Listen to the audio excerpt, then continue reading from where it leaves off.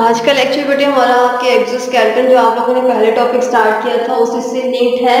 Exoskeleton में आप लोगों ने पढ़ा था कि वो बोनी मटेरियल जो कि बॉडी को सपोर्ट एंड शेप प्रोवाइड कर रहा होता है वो मस्कुलर मैस के आउटर साइड पे होता है और जो विजुअल मैस है वो बॉडी के इनर उस बोनी मटेरियल के इनर साइड पे होता है। तो एक डायसिस को अगर हम एक पैराग्राफ के एक्सप्लेन करने से पहले अगर हम उसका जस्ट एक मीनिंग लिखना चाहें तो एक diocese basically is shedding of shadow करना होता है किसको, एक्सोस्केलेटन को।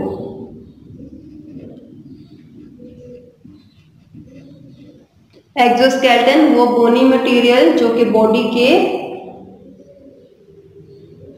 आउटसाइड प्रेजेंट था जो कि विजुअल मैस को प्रोटेक्ट कर रहा था। बोनी मटेरियल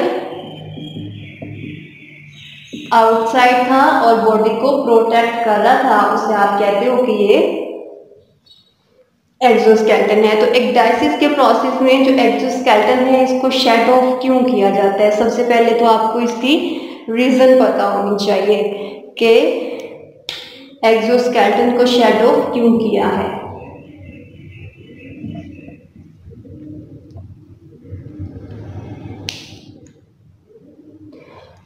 ओके सो सबसे पहले तो हमें रीज़न बतानी है और ये शॉर्ट क्वेश्चन में सेपरेटली आ सकती है कि जो एक्सोस्केलेटन है उसे एनिमल्स शेड ऑफ क्यों करते हैं। बिकॉज इसका आंसर में आप क्या लिखोगे कि animals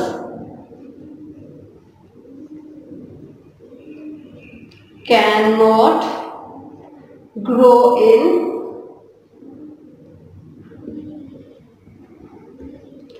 cannot grow larger in this exoskeleton। Okay अब इसको हम अज्यूम कर लेते हैं कि फॉर एग्जांपल ये कोई भी हमारे पास एक्सोस्केलेटन वाला लिविंग ऑर्गेनिज्म है, उसके बाहर एक बोनी मटेरियल इस तरह से प्रेजेंट होता है। ओके इस बोनी मटेरियल की इनर साइड पे ये विजुअल मैस है। ये बोनी मटेरियल जिसे हम लोग एक्सोस्केलेटन कह रहे हैं इसे एक डायसिस के प्रोसेस में शेड ऑफ करना है। शेड ऑफ क्यों करना है, बिकॉज इस हार्ड कवरिंग की प्रेजेंस में ये जो हमारे पास विजुअल मैस है, विजुअल मैस बेटे कोई भी हमारी सॉफ्ट बॉडी जितने भी मस्कुलर पार्ट होते हैं उसके लिए टर्म यूज की हुई है विजुअल मैस। और ये वाला जो ब्लैक है ये एक्सोस्केलेटन है।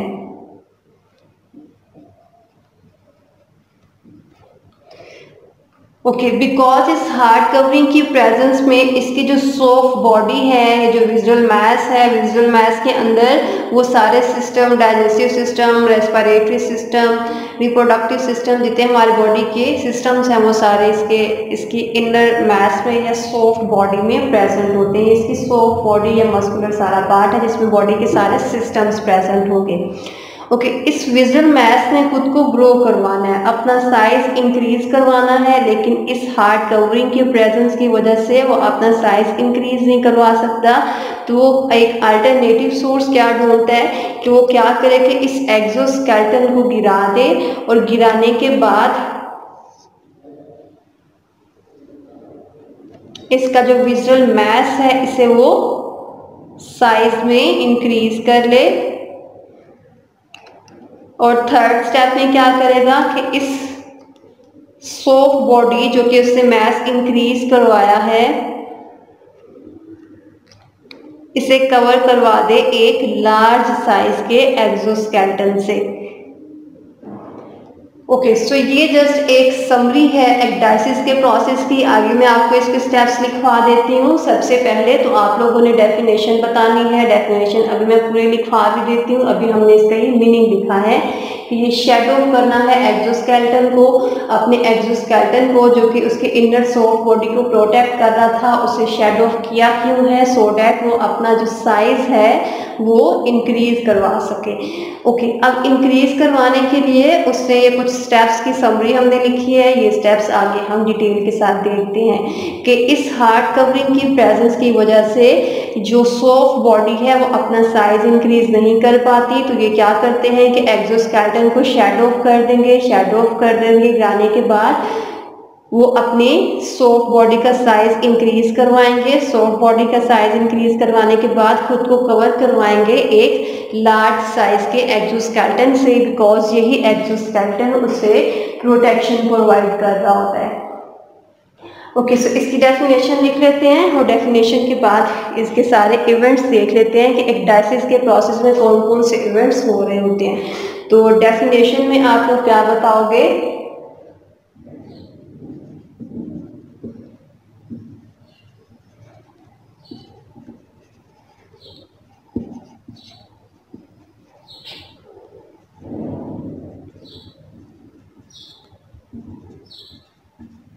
Animals shed off its exoskeleton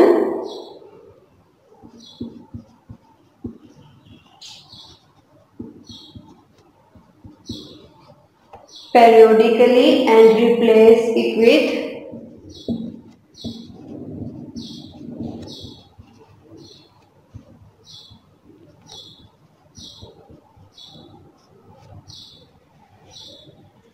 one of larger size. ये इसकी डेफिनेशन है एक डायसिस के प्रोसेस की। तो कितने काम इसके अंदर हुए हैं, ये सारे जो समरी हमने यहाँ पे लिखी है वो सारी आपने इस डेफिनेशन के अंदर लिख दी हैं। तो एनिमल्स ने सबसे पहले क्या किया? शेड ऑफ किया। किस चीज़ को? अपने एक्सोस्केलेटन को। ये हमने यहाँ पे लिखा कि अपने शेड ऑफ कर दिया है उसने एक्सोस्केलेटन को, और अब उसकी जो सॉफ्ट बॉडी है वो अपना साइज इंक्रीज करवा रही है। पेरियोडिकली मीन्स के पूरी लाइफ के अंदर वो जस्ट एक ही दफ़ा इस एक्सोस्केलेटन को शेड ऑफ नहीं करता, एक ही दफ़ा नहीं गिराता। जब कभी उसने पूरी लाइफ के अंदर अपने साइज को इंक्रीज करवाना होता है तो वो अपने स्केलेटन को जो उसका स्केलेटन है उसकी बॉडी के बाहर है उसे वो शेड ऑफ करवा देता है, और शेड ऑफ करवाने के बाद एक बड़े साइज का स्केलेटन बनाता है और खुद को कवर करवाता है। सो ये जो एक्सोस्केलेटन है जस्ट वो फिर एक ही दफ़ा शेड ऑफ नहीं करेगा। पेरियोडिकली मीन्स कि पूरी लाइफ में वो गिराता रहता है, अपना साइज इंक्रीज करता रहता है और एक बड़े साइज के स्केलेटन से खुद को कवर करवा देगा। Okay, and replace it. तो डेफिनेशन के अंदर सबसे पहले आपने बताया कि इसे शेड ऑफ किया, और दूसरी जो चीज़ बतानी है कि पेरियोडिकली शेड ऑफ करता है, और थर्ड चीज़ जो आपने बतानी है कि ये रिप्लेस करवाता है किस चीज़ से? कि लार्ज साइज के एक्सोस्केलेटन से। ऑब्वियसली अब उसने सॉफ्ट बॉडी जो है उसका साइज इंक्रीज करवा लिया, तो इसको कवर करवाने के लिए एक्सोस्केलेटन का साइज भी बड़ा होना चाहिए। तो अब वो एक्सोस्केलेटन जो बनाएगा वो एक बड़े साइज का होगा as compare to previous one. ठीक है, तो ये तीन चीज़ें आप लोगों ने डेफिनेशन में बतानी है कि उसने अपना एक्सोस्केलेटन गिरा दिया और गिराने के बाद उसे रिप्लेस किया लार्जर साइज के एक्सोस्केलेटन से। ओके, सो ये डेफिनेशन एंड उसकी रीज़न कि शेड ऑफ क्यों करवाना है, ये दो चीज़ें भी हमने देखी हैं। ये दोनों आपको सेपरेटली शॉर्ट क्वेश्चन में आ सकती हैं। अब हम देखेंगे कि एक डायसिस के कौन कौन से इवेंट्स हैं। ठीक है, एक डायसिस को कंट्रोल करने के लिए कौन कौन से स्टेप्स हैं वो स्टेप्स हम देख लेते हैं। वो स्टेप्स आपके इम्पोर्टेंट हैं लॉन्ग क्वेश्चन में। तो अगर आपको आता है कि लॉन्ग क्वेश्चन अगर आपको आता है तो आपने ये डेफिनेशन बतानी है, फिर उसके बाद ये उसकी रीज़न बतानी है, और वो 4 स्टेप्स अभी जो मैं आपको लिखवा रही हूँ वो 4 स्टेप्स बेटे आप लोगों ने बता देने हैं। तो ये अभी शॉर्ट क्वेश्चन ये दोनों सेपरेटली आ सकते हैं। हम अभी जो देखने लगे हैं इवेंट्स, वो इवेंट्स आपको लॉन्ग क्वेश्चन में आ सकते हैं। ओके, अब हम देख लेते हैं कि एक डायसिस या फिर मोल्टिंग के प्रोसेस को जो स्टेजेस कंट्रोल कर रही हैं, जितनी स्टेजेस पे हमने इस एक डायसिस को डिवाइड किया हुआ है वो कौन कौन सी हैं। तो स्टेजेस 1 बाय 1 डिस्कस कर लेते हैं। First stage is digestion of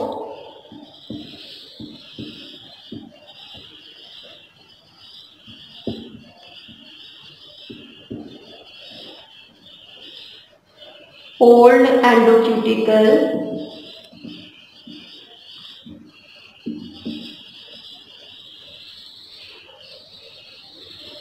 ecdysis के प्रोसेस को आप मोल्टिंग भी कहते हैं। अगर आपको मोल्टिंग के नेम से या एक्डाइसिस के प्रोसेस या एक्डाइसिस के नेम से क्वेश्चन आता है तो इट मीन्स के सेम क्वेश्चन है। तो इस दोनों को आप लोगों ने कंफ्यूज नहीं हो जाना कि शायद सेपरेट क्वेश्चन है। तो एक्डाइसिस एंड मोल्टिंग दोनों सेम वर्ड्स हैं। Okay, so digestion of old endocuticle, अगर आप लोगों को याद हो तो जब आप लोगों ने एक्सोस्केलेटन की कंपोजिशन पढ़ी थी तो कंपोजिशन में आप लोगों ने ये लेयर्स पढ़ी थी। सबसे पहले एपिक्यूटिकल आपने पढ़ी थी,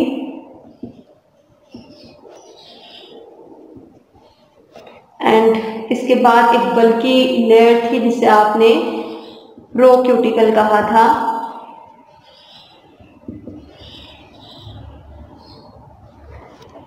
प्रोक्यूटिकल को फर्दर आपने दो लेयर्स में डिवाइड किया हुआ था। एक आउटर साइड पे जो है इसे आप लोगों ने एक्सोक्यूटिकल कहा था,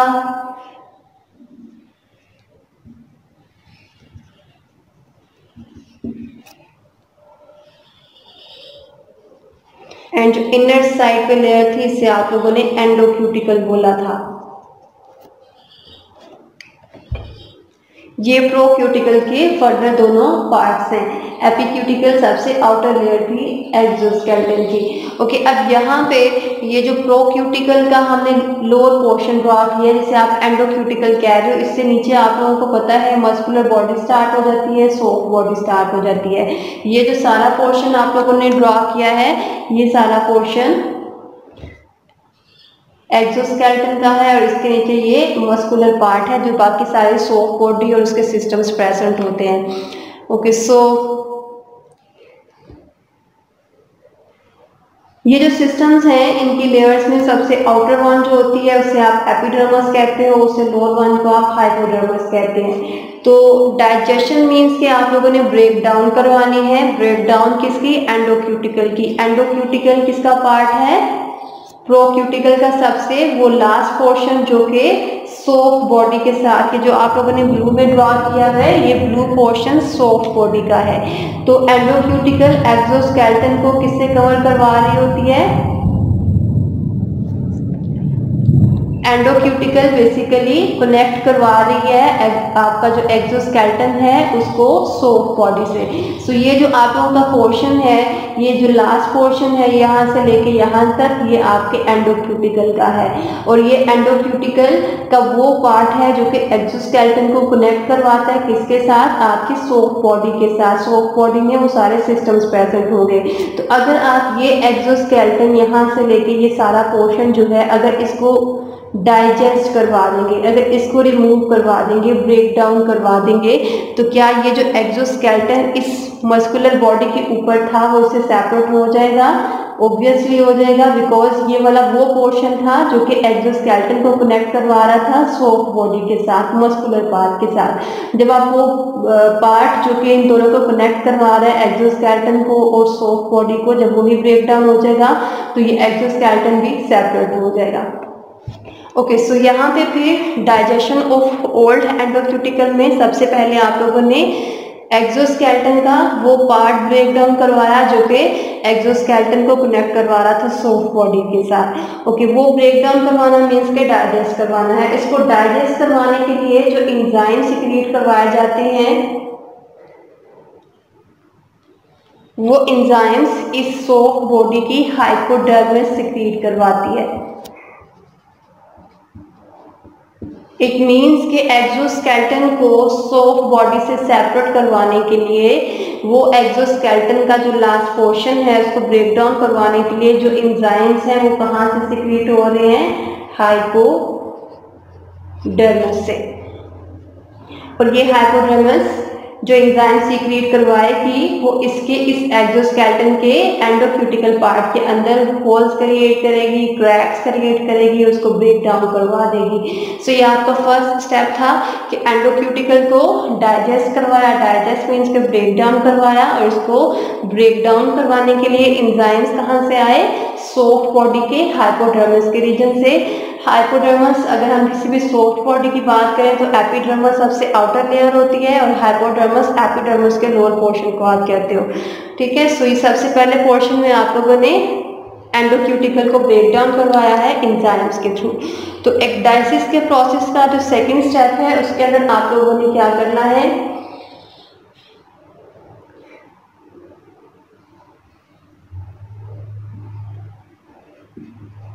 secretion of new exoskeleton. Okay, अब यहाँ पे जब आप डाइजेशन ऑफ ओल्ड एंडोक्यूटिकल लिखोगे तो दो चीज़ें आपने लिखनी है। फर्स्ट कौन सी चीज़ है कि एक एंजाइम्स का बताओगे कि एंजाइम सिक्रीट होंगे हाइपोडर्मल लेयर से और वो ब्रेक डाउन करवाएंगे एंडोक्यूटिकल को। एंजाइम्स के लिखने के बाद आप लोग लिखेंगे कि जब ओल्ड एंडोक्यूटिकल डाइजेस्ट हो जाती है, ब्रेक डाउन हो जाती है, तो ये सेपरेट करवा देती है। सेपरेट किसको? सॉफ्ट बॉडी को और एक्सोस्केलेटन को। सॉफ्ट बॉडी लिखना चाहते हैं तो सॉफ्ट बॉडी लिखने, अगर हाइपोडर्मस लिखेंगे तो इट मीन्स कि वही मस्कुलर लेयर की बात हो रही है। तो ये दो चीज़ें आप लोगों ने फर्स्ट स्टेप के अंदर बतानी है कि एंजाइम सिक्रीट हुए, उन्होंने ब्रेक डाउन किया और दोनों सॉफ्ट बॉडी और एक्सोस्केलेटन दोनों जो है वो सेपरेट हो गए बिकॉज वो वाला पार्ट ब्रेक डाउन हो गया जो दोनों को कनेक्ट करवा रहा था। ओके, सेकेंड पार्ट के अंदर न्यू एक्सोस्केलेटन सिक्रीट होगा और न्यू एक्सोस्केलेटन सिक्रीट करवाने के लिए वही सारे पार्ट्स जो आप लोगों ने पहले पढ़े थे एक्सोस्केलेटन के, वो सारे पार्ट्स बनाए जाएंगे। और उन सारे पार्ट्स के नेम ये लिखे हुए हैं यहाँ पे कि एपिक्यूटिकल न्यू एक्सोस्केलेटन के अंदर जो बन रहा है उसके अंदर कौन कौन सी चीज़ें बनाई जा रही हैं। एपिक्यूटिकल एंड प्रोक्यूटिकल। प्रोक्यूटिकल के अंदर एक्सो एंड एंडोक्यूटिकल ये दोनों आ जाते हैं। तो अगर हम किसी बॉडी की बात करें, फॉर एग्जांपल ये कोई भी सॉफ्ट बॉडी है नीचे जिसका एक्सोस्केलेटन है, तो एक तरफ से इसका ये एक्सोस्केलेटन इस तरह से सेपरेट होता जाता है, ठीक है, यहाँ से सेपरेट होता जा रहा है और यहीं से बनता जा रहा है। तो एक्डाइसिस का प्रोसेस के अंदर जो डाइजेशन है ओल्ड एंडोक्यूटिकल की और जो फॉर्मेशन है नए एक्सोस्केलेटन की, वो एक साथ कंटिन्यू रहती है। तो इट मीन्स कि जैसे जैसे ये एक्सोस्केलेटन यहाँ से उतरता जाएगा, इसके साथ साथ ही नया एक्सोस्केलेटन इसका बनता जा रहा होता है। ये इस तरह से इस तरफ मूव कर रहा है, उतरता जा रहा है और ये इस तरह से फॉर्मेशन होती जा रही है इसकी। तो न्यू एक्सोस्केलेटन के अंदर सारी चीज़ें जो कि पुराने वाले में थी वही बनाई जाती हैं। Okay, so third step is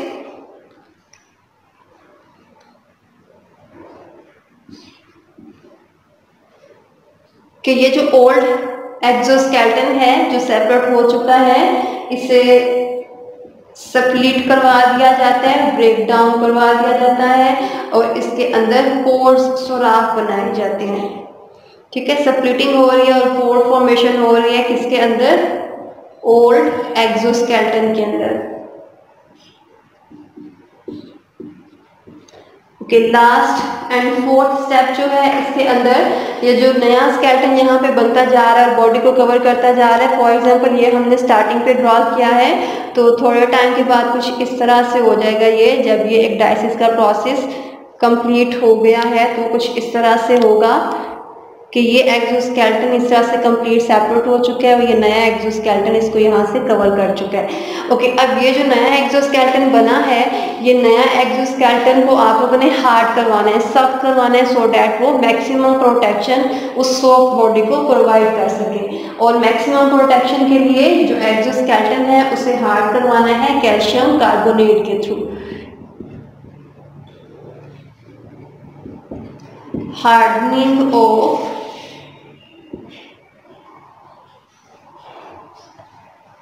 new exoskeleton किसके थ्रू? कैल्शियम कार्बोनेट के थ्रू। ये 4 स्टेप्स हैं बेटे। 4 स्टेप्स बहुत ही इंपॉर्टेंट हैं कि जब भी कोई एक्सोस्केलेटन शेड ऑफ करना है, गिराना है, तो उस एक्डाइसिस के प्रोसेस में, मोल्डिंग के प्रोसेस में कौन कौन से 4 इवेंट्स होने चाहिए। सबसे पहले जो पुराने वाला एक्सोस्केलेटन है, जो उसका एंडोक्यूटिकल पार्ट है, उसको डाइजेस्ट करवाना है एंजाइम्स के थ्रू, तो वो जो आपका पुराने वाला एक्सोस्केलेटन है वो सेपरेट हो जाएगा। उसके साथ साथ न्यू एक्सोस्केलेटन की फॉर्मेशन होगी और पुराने वाले एक्सोस्केलेटन को स्प्लिटिंग एंड पोर्स के थ्रू ब्रेक डाउन करवा दिया जाता है। इसके बाद जो कैल्शियम कार्बोनेट है, कैल्शियम कार्बोनेट की डेपोजिशन के थ्रू इस नए एक्सोस्केलेटन को हार्डन करवाना होता है, सर्व करवाना होता है। ओके, सो ये कुछ आपके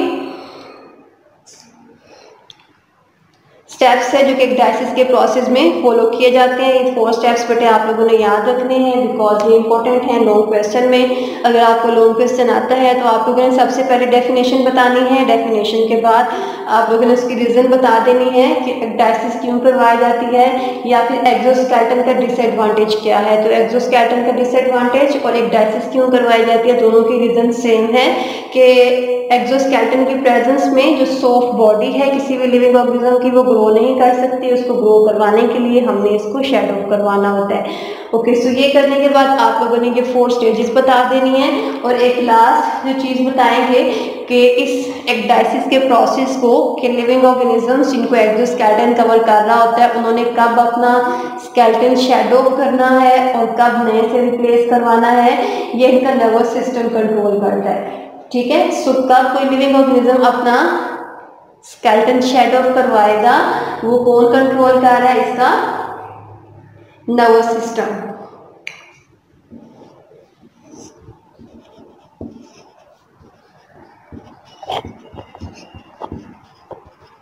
नर्वस सिस्टम एक डायलिसिस के प्रोसेस को कंट्रोल करता है। इट मीन्स कि ब्रेन ऑर्डर करेगा कि अब इस लिविंग ऑर्गेनिज्म को खुद का साइज इंक्रीज करवाना है, इसलिए एक्सोस्केलेटन को शेड ऑफ करवाना होगा। और ये प्रोसेस करवाने के लिए जो हार्मोन हेल्प करता है उसे आप एक्डाइसोन कहते हो।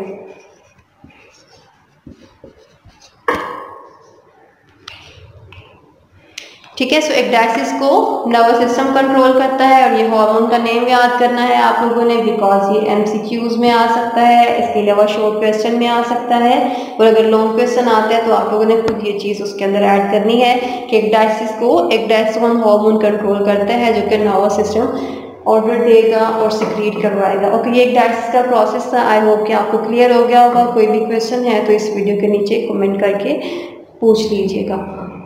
ओके जी, अल्लाह हाफिज़।